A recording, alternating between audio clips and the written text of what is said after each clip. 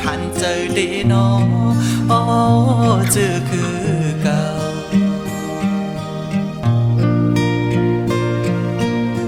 อับดอยก็ลังบ่มาเยาพ่อแม่พี่น้องลูกหลานใดไปยินลีอายต่างมือเกิดเป็นใจมือนักน้ำหนักลีผู้เข็มเต็มเมืองจนมาเลืองพอเต็มวันเกิดเป็นสื่อกินเนื้อสื่อกินยามือโลก็งูเห่าหือนอ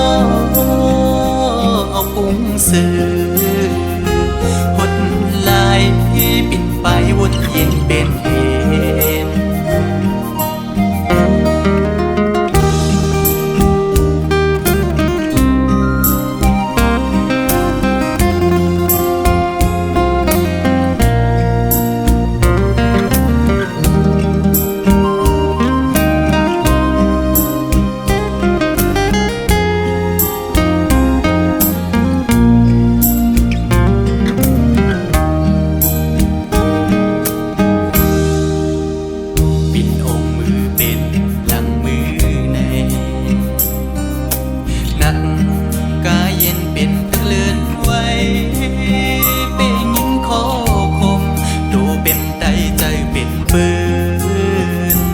เจอดีน้ออ๋อบ่วนยินกว้าง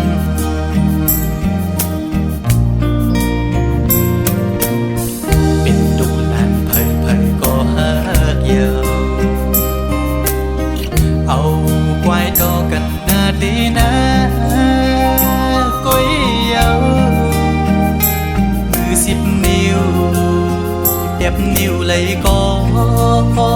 มันขึ้นเจ็บเยา